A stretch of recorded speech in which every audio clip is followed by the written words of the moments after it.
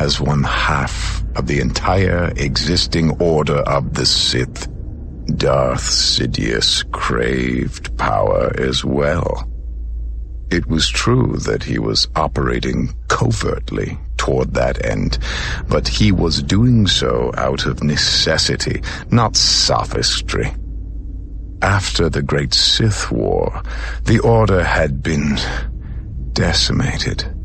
The lone remaining Sith had revived the Order according to a new doctrine: one master and one apprentice. Thus it had been, and thus it would be, until that glorious day that saw the fall of the Jedi and the ascendancy of their ancient enemies, the Sith. And that day was fast approaching. After centuries of planning and collusion, it was now almost here. Sidious was confident that he would see its culmination in his lifetime. There would come a day in the not-too-distant future when he would stand triumphant over the last Jedi's body, when he would see their temple razed, when he would take his rightful place as ruler of the galaxy. Which was why no loose ends, no matter how inconsequential, could be permitted. Perhaps Hath Monchar's absence had nothing to do with the Trade Federation's looming blockade of the planet Naboo. That was conceivable. But as long as the slightest chance existed that it did, the Nemoidian had to be found and dealt with. Darth Sidious looked at a wall chrono. It was now slightly over 14 standard hours since he had given Maul the assignment.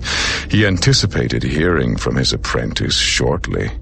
The stakes were high, very high, but he had every confidence that Maul would perform the task with his customary ruthless efficiency. All would continue as planned, and the Sith would rise again. Soon. Very soon. Hello everyone, today I'm going to review Star Wars Darth Maul Shadowhunter, written by Michael Reaves. So this novel is actually very impressive. I really liked it, and it's probably one of my favorite right now. I would say after the novelization of Revenge of the Sith, this novel is probably my second favorite.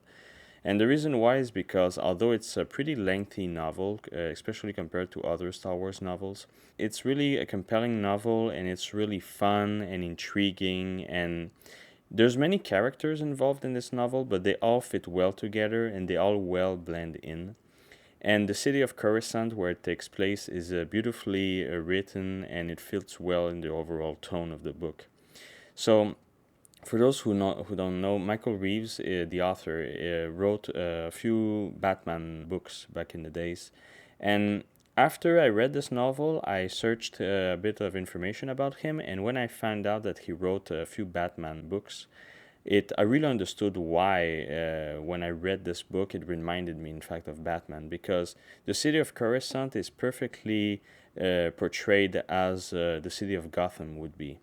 So you really get this sort of like dark, night setting with criminals and dangerous bands who are sort of tracking down our protagonists, and our protagonists have to run from them, and also, at some point defeat them, and it's really fun to read. The setting is perfect. So the story goes as follows. So the Trade Federation is about to enter their last preparations towards the blockade of Naboo. However, one of the lieutenants of the Viceroy is absent to a meeting with Sidious. And of course, Newt Gunray tries to save his skin by pretending that he is sick and whatnot. But of course, Sidious is too smart to fall into this trap. He understands that this lieutenant has gone rogue and that he's trying to sell the information of the incoming embargo to make money. So Sidious sends his apprentice, Darth Maul, to eliminate this lieutenant who is called Hath Munchar. And Maul is set to track him down. It's supposed to be an easy mission. However, Hath Munchar manages to get in contact with someone called Lorne Pavan, who is more or less the main protagonist of this novel. And before he can more or less make a deal with him, Lorne Pavan gets a bit of information about what is going on, and sooner or later, Darth Maul discovers that he has to eliminate this individual in order to make sure that no information is leaked about the incoming event. And what was supposed to be a very easy assassination mission for Darth Maul ends up being a very long pursuit that takes way longer than what he expected. And in the mix, we get to meet a few other characters like Obi-Wan, but also other characters who I'm not going to name so you won't be spoiled, who enter the picture and who make this story more compelling. And it's really fun because it seems like just a classic pursuit sort of story, but it's actually much deeper than that. Each character is challenged personally, and what was taken for granted is shown to be way harder than it's supposed to be.